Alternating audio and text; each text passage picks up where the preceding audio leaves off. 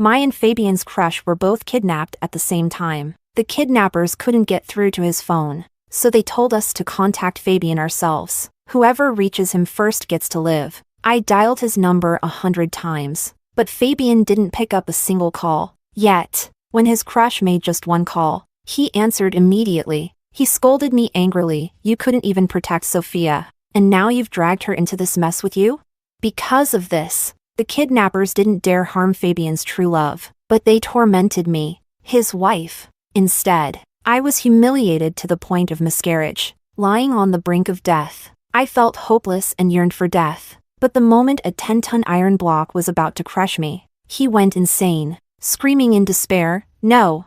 Chapter 1. She's alive or dead. Why should I care? I heard my husband Fabian's voice, fragmented on the phone. "But if you touch a single hair on Sophia, I won't let you get away with it." As soon as Fabian's words ended, the kidnapper quickly walked toward me and kicked me hard in the arm. I heard a sharp crack, followed by intense pain. Damn, I thought you two were so in love. Turns out you're not even as important as a stranger. What use is your life? A stranger. I looked up at Sophia. She was no stranger. She was the one Fabian had secretly admired for 13 years. Still looking? Another kick. I couldn't hold back a groan, cold sweat instantly pouring down my face. I collapsed onto the ground in the abandoned factory, struggling to breathe through the pain. Because of Fabian's warning, the kidnappers couldn't hurt Sophia, so they vented all their anger on me. They seemed to wish they could kill me. It was clear Fabian heard what was happening. His voice paused. Then he said, "Think carefully, and consider if you have the guts to face me head-on." Sophia, sitting beside me, remained silent, but the smug expression in her eyes was obvious. It seemed to say, "See? He chose me."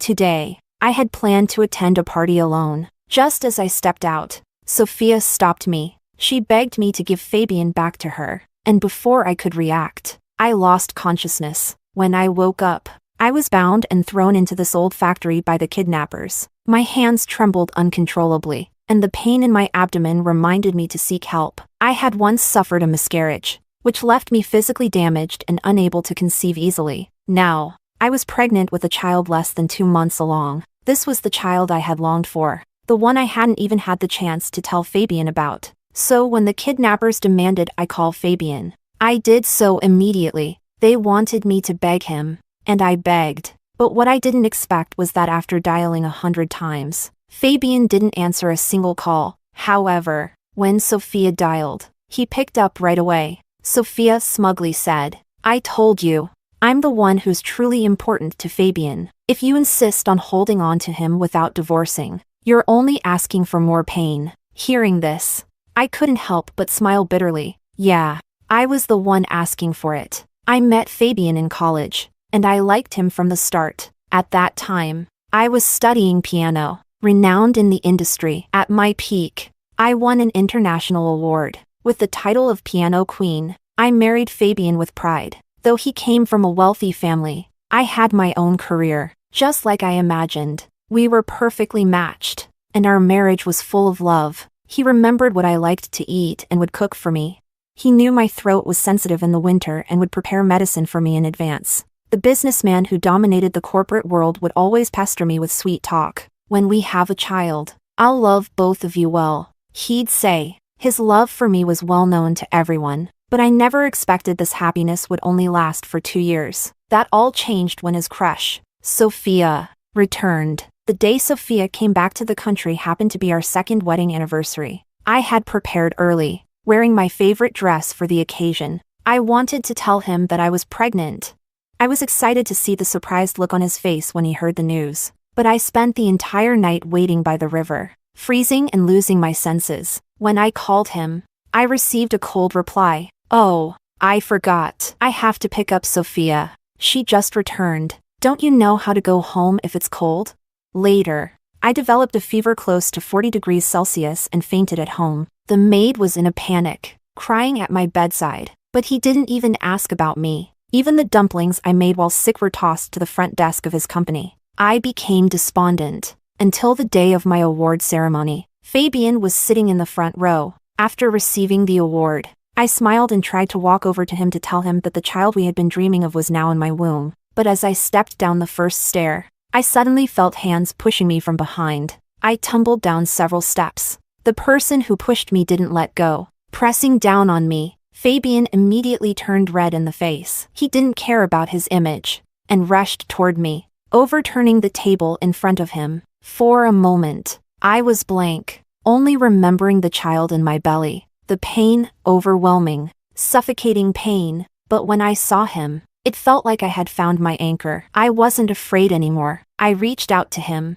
crying, thinking he would lift me up, comfort me, and save me, but the next second, I watched as he walked right past me, as if he hadn't seen me at all. Instead, he anxiously picked up the person who had pushed me. Chapter 2. Sophia, are you okay?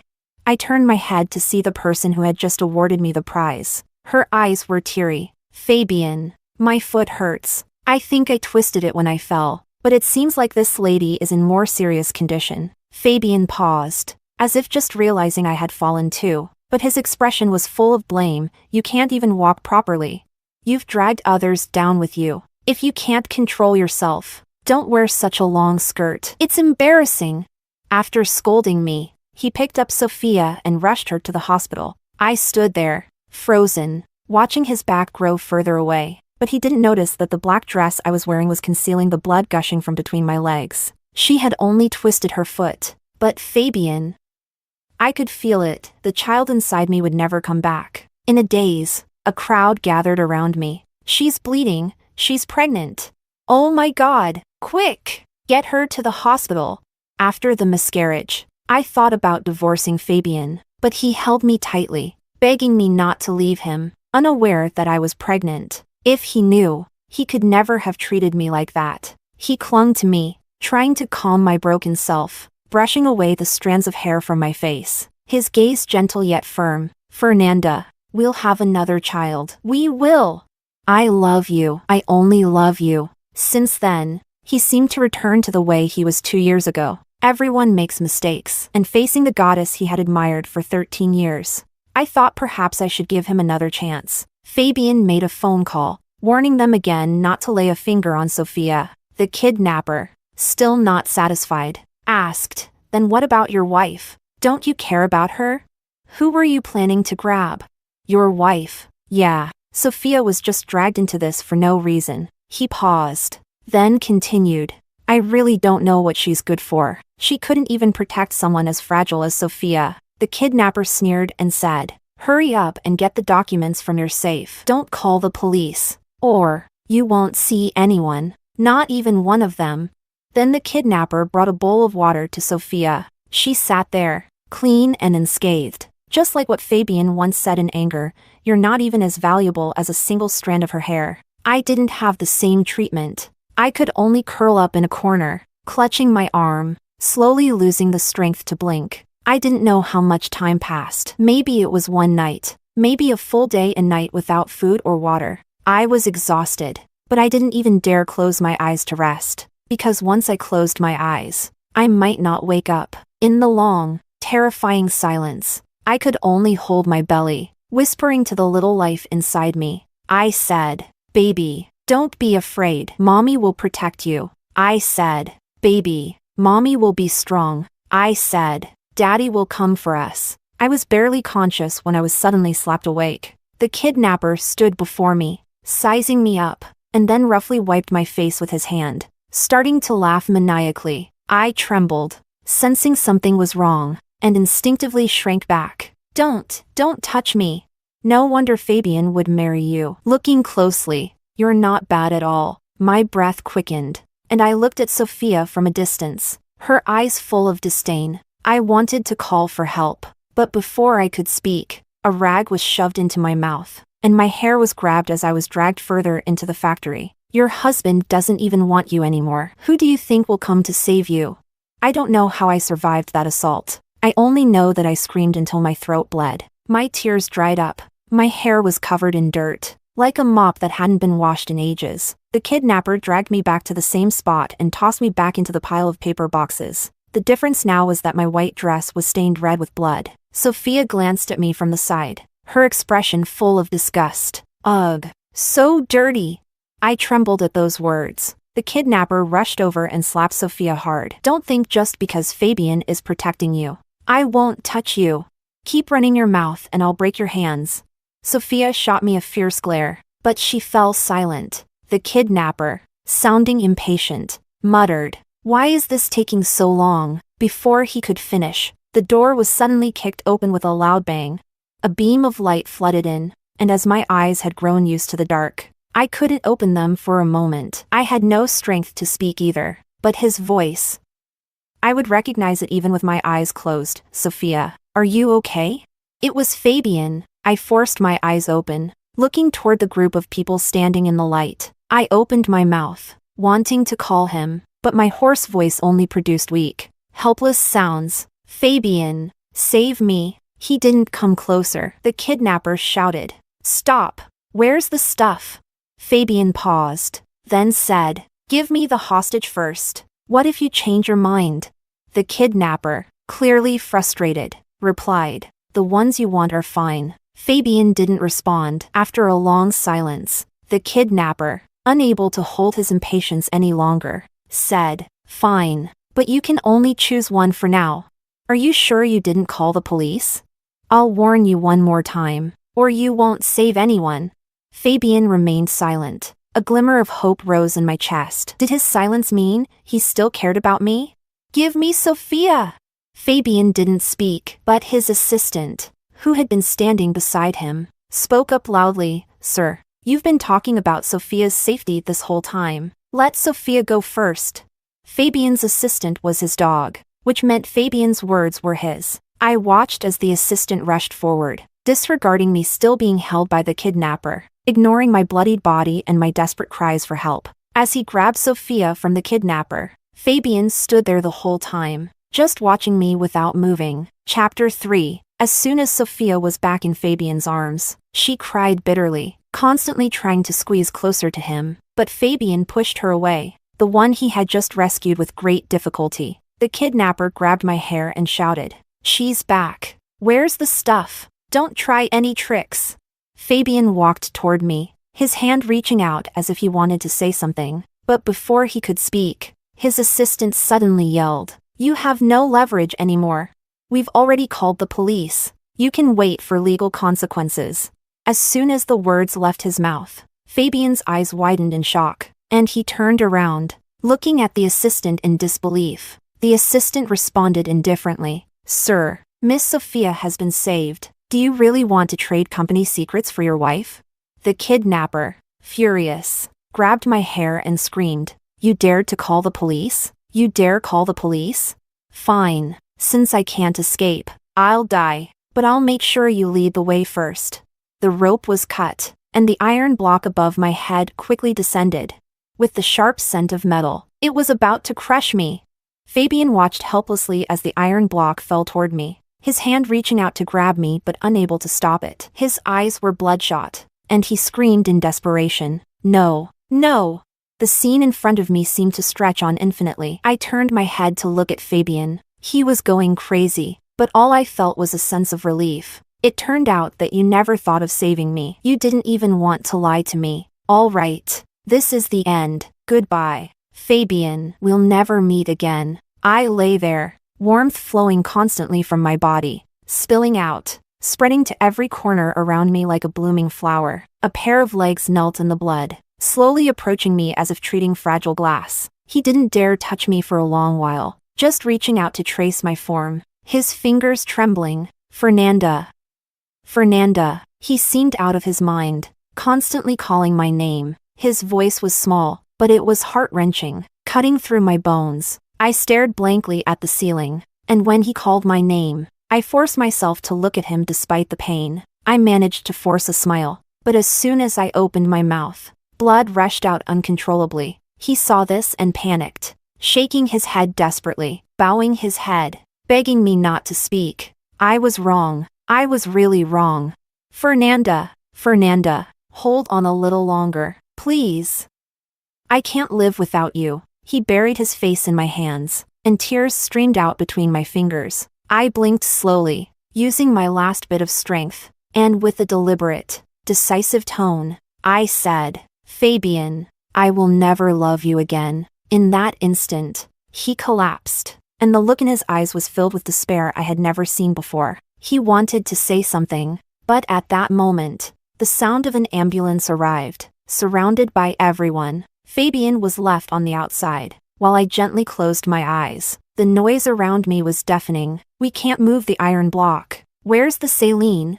If the wait stays too long, toxins will accumulate in the tissues. If we move it, she'll die. Oh my God. Did she just have a miscarriage? Hurry, hurry, don't worry about anything else. Her blood loss is too fast. Get her back to the hospital for emergency care. Move, clear the way." My stretcher was just being pushed away. Fabian froze, his heartbeat stopping when he heard the words, "What do you mean? Just had a miscarriage?" A young nurse, panicked, was pulled aside by him, literally. "Don't disturb us. A life is at stake." The ambulance door slammed shut and sped off. Fabian, as if drained of strength, collapsed to his knees, staring blankly, but quickly came to his senses and rushed to follow. But the next second, his assistant urgently stopped him. "Sir, since the wife has been sent to the hospital and is safe, we should comfort Miss Sophia, and there's also a meeting to attend." Fabian glanced at Sophia, who was still crying and demanding his comfort, then turned toward his assistant and kicked him hard. His gaze was like that of a dead man, and he said coldly, "If anything happens to Fernanda, I won't spare you."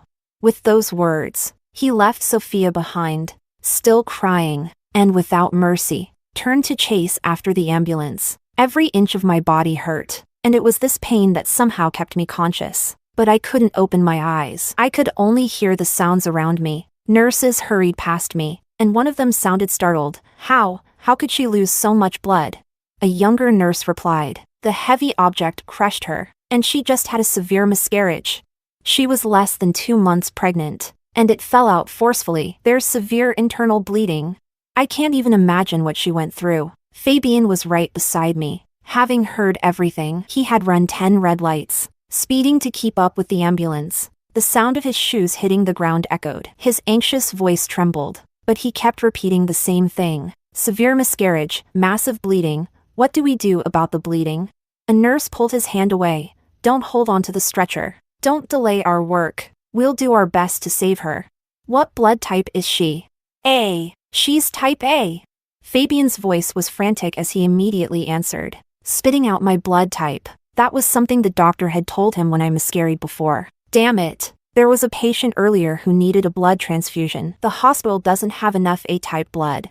Quick, contact the blood bank. See if they can get more blood bags quickly, or it'll be too late.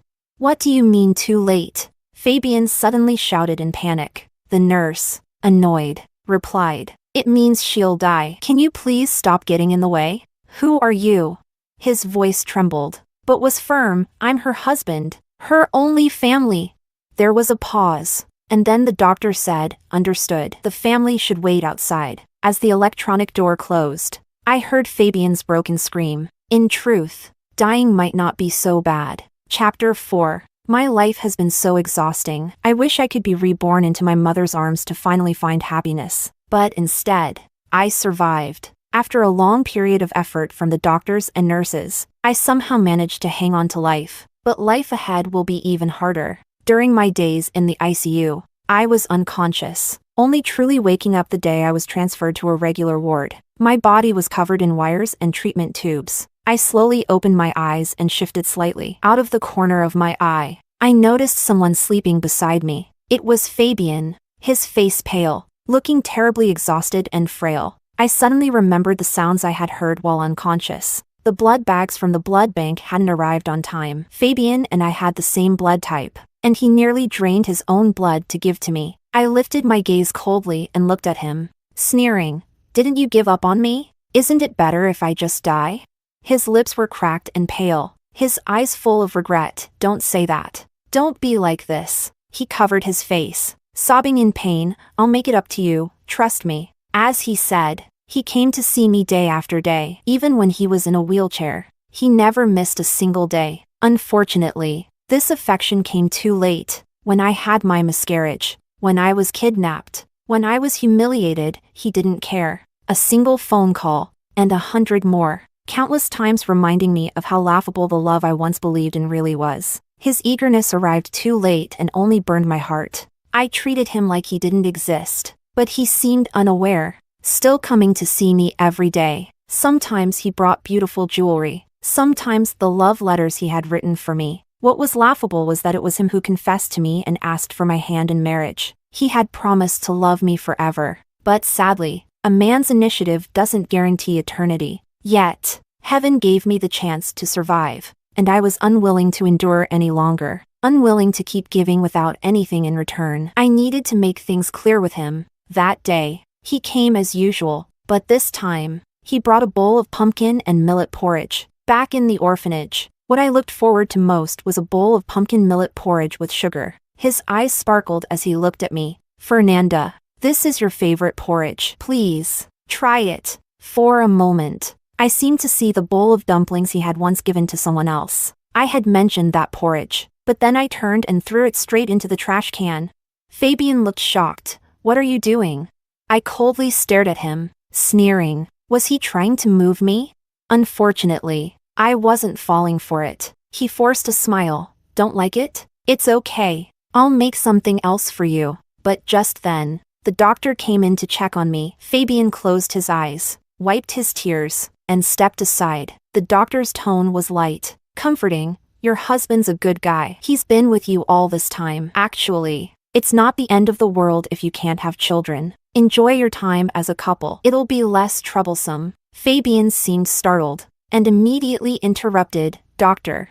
The doctor paused, then quickly realized, sorry, I didn't know your husband hadn't told you. I lowered my eyelashes. I already know. After the doctor left, Fabian stood beside me. I looked into his eyes, but there was no emotion in mine. He gently covered my eyes, speaking in pain. Please, I'd rather you hit me, scold me. Don't look at me like that. Please, you'll have more children. I'll find the best doctor to treat you. I scoffed. I had heard these words too many times to feel anything anymore. I didn't want to keep hoping. I blinked, my eyelashes brushing against his palm, and said firmly, Fabian, I don't want you anymore. His hand trembling as it covered my eyes. He froze, then, in disbelief, asked, what did you say? I said, I don't want you anymore. I slowly moved my eyes away and looked at him blankly. You don't deserve my love. He gasped for air, unable to accept it, his voice growing angry. Are you really going to leave me for this? We can have more children. I'll take care of your health. If you don't like Sophia, I'll never see her again. I'll do whatever you want. What else do you want? I frowned and looked at him, my gaze unwavering as I stared into his eyes. What about the pain I've endured? When you had to choose, how could you choose that? When I called you, why didn't you answer? I am your wife. You kept checking on Sophia's safety, but never gave me a single word of concern. When I was humiliated to the point of miscarriage, where were you? When I was being killed, where were you? You never truly loved me. Fabian, touch your heart. It was you who gave up on me first.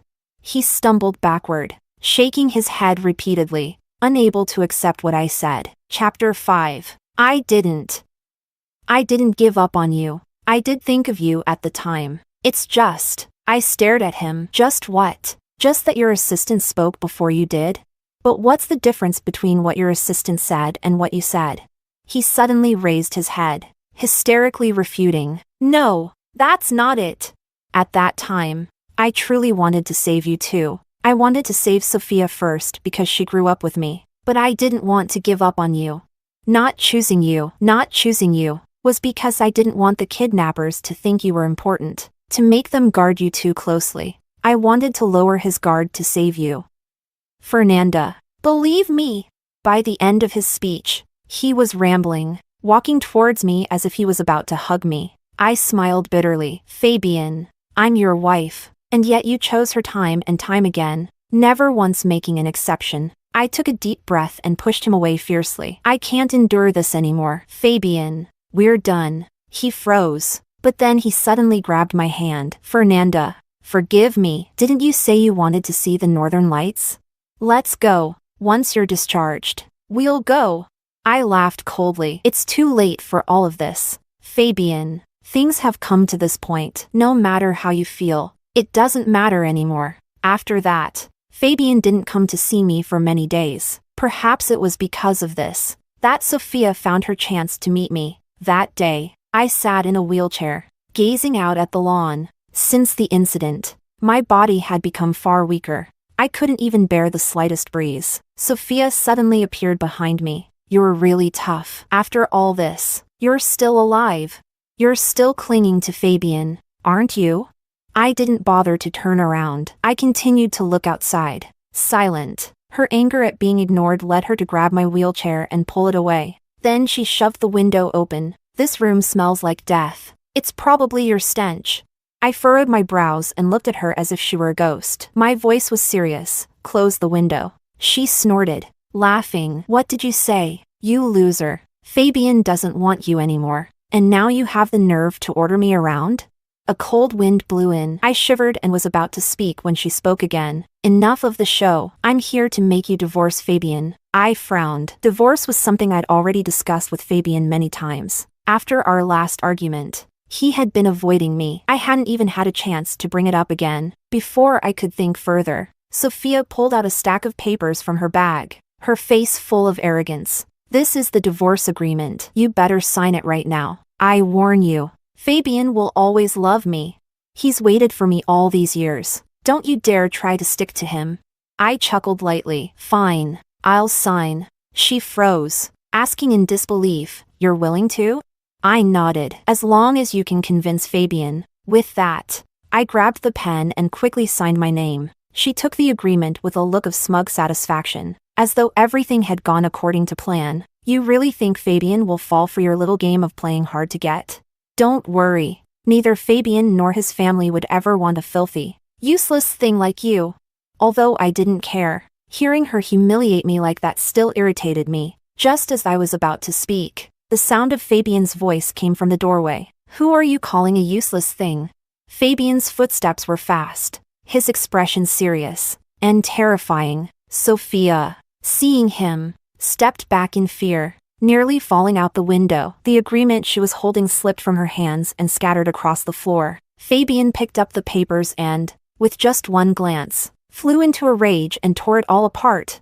Sophia called out weakly, Fabian, no, it's not what you think. Before she could finish her sentence, he slapped her across the face in a furious outburst. Sophia had never seen Fabian like this. After all, he had always been gentle and kind to her. For over 20 years, he had never been angry. He grabbed her by the arm and pulled her toward the window. But as she relaxed slightly and began to act coquettishly, he slammed the window shut. Then, he turned toward me and walked over, draping a blanket over my shoulders. You're too weak. You can't be exposed to the wind. Sophia's face, which had been slightly flushed, quickly turned pale. She screamed, Fabian!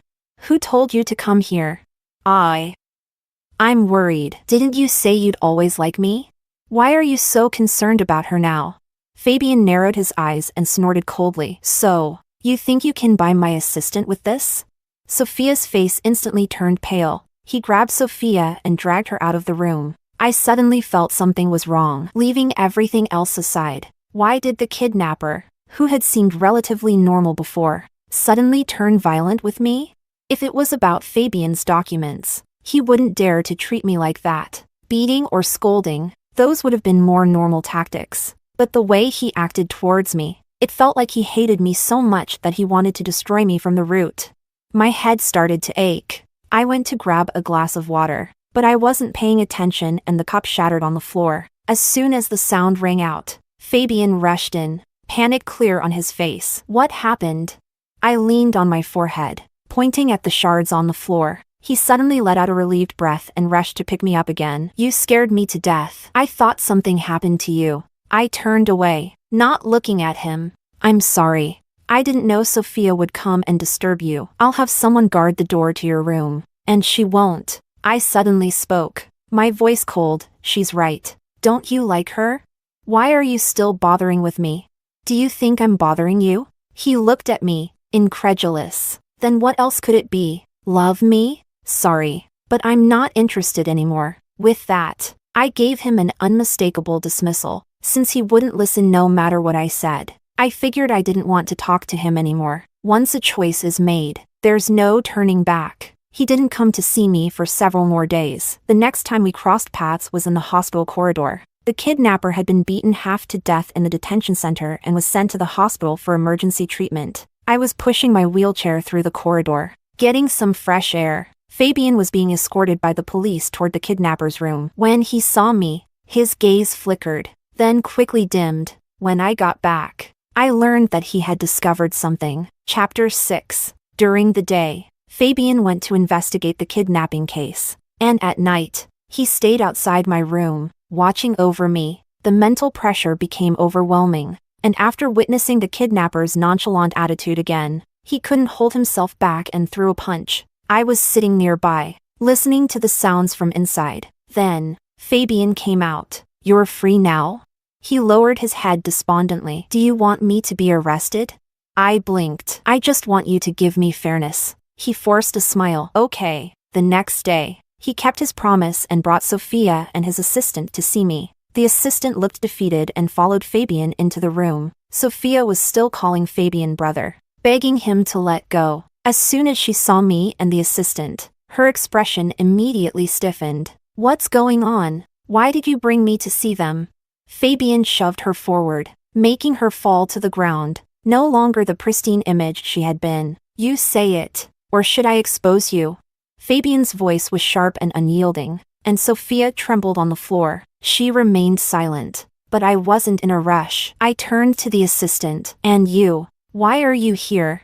The assistant was shaking, and Fabian shot him a glance. The assistant immediately knelt down, his head hitting the floor in a desperate plea. "I was wrong. I was wrong. I shouldn't have been so foolish. Sophia told me your wife was disliked, and that Fabian loved her. Not you.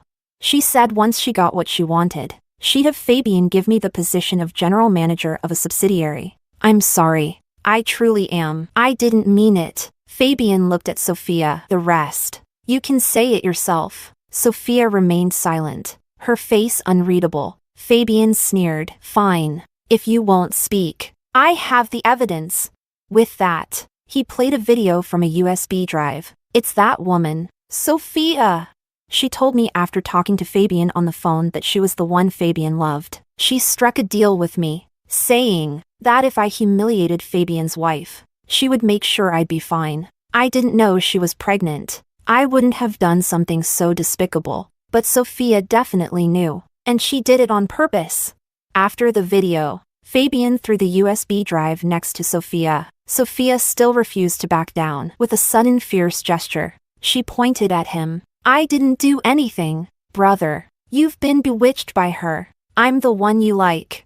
Fabian looked at me and said softly, "Yes, I did love you, but that was in the past. Now, all my love belongs to Fernanda. I have no love left for anyone else." Sophia collapsed, her voice shrill. "What do you mean? When my family had money, you loved me, but now that we have nothing, you don't love me anymore? Ha ha ha, your love really is cheap." She laughed crazily, as though she wanted to tear me apart. "You're just a dirty woman. You think I love you, Fabian? Humph. Don't be foolish. I only care about money. All I want is money. I don't have money. I can't finish my studies. I can't live a good life. Fabian, I never loved you. I just wanted your money." As the anger and frustration poured out, she stopped pretending. Soon, her tears started to flow. "I don't want love. What use is love? Love is the most useless thing in the world."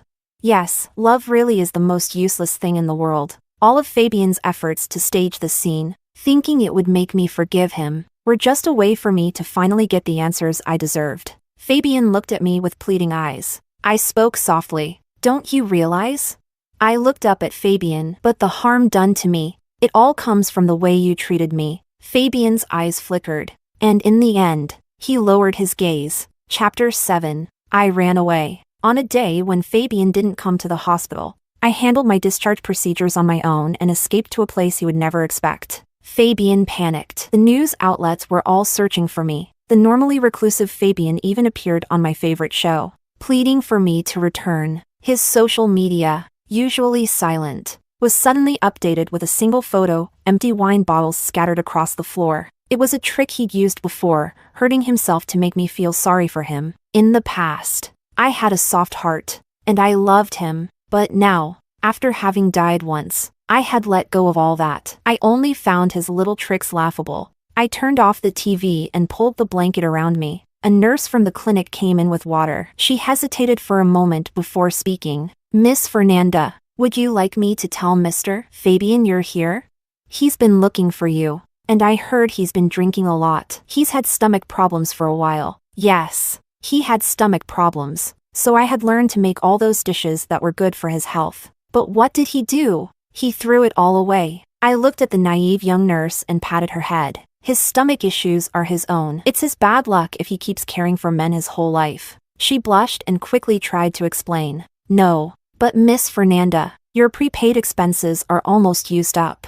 I overheard the director say that they might discharge you soon." "So what? If they discharged me, I'd just leave. No big deal," I thought to myself, but the director clearly thought otherwise. He wanted money, so he secretly contacted Fabian. That day, I was sitting on the grassy lawn of the clinic, gazing into the distance when I heard footsteps behind me. Without turning, I spoke. "Here already?" Fabian, as if granted a pardon, rushed to my side. "Have you forgiven me?" I smiled faintly. "No, but I knew you'd come eventually." He looked exhausted, like he hadn't slept in a long time. After a long silence, he finally spoke. "But without me, how would you survive? If it weren't for you, I might still be teaching piano." He stood up and stared at my hands, a single tear falling. "I'm sorry." When the rock fell, I instinctively raised my hands to shield myself. My hands were already ruined by then. The once renowned piano queen had lost her hands, and was no different than a useless person. He asked me, "You really can't forgive me?"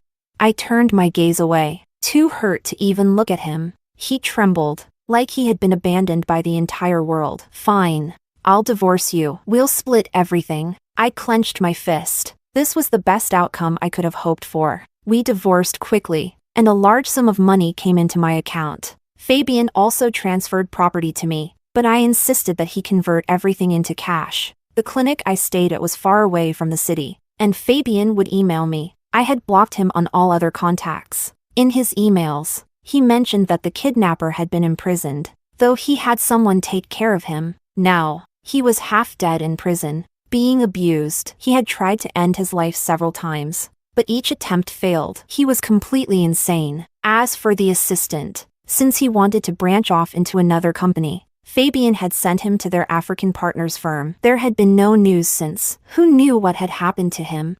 Sophia.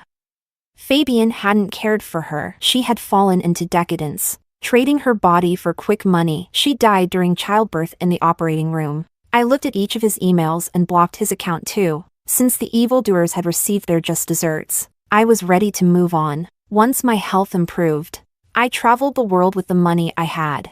I even went to see the Aurora Borealis, the trip Fabian had promised me countless times but never delivered. After returning from the Aurora, I received some news. Fabian had been diagnosed with stomach cancer, a consequence of not taking care of himself. One of his subordinates reached out to ask me to visit him, saying he was burning with fever and delirious, calling my name. But what was the use? I had already moved on. The only one left hanging on was him. I held the boarding pass for my next flight in my hand, my heart as calm as still water. Perhaps I should thank him. His abandonment had made me realize that I was already deep in the mire. Otherwise, I would still be clinging to his love, unable to let go. All I can say is, life is unpredictable, and blessings and misfortunes are intertwined.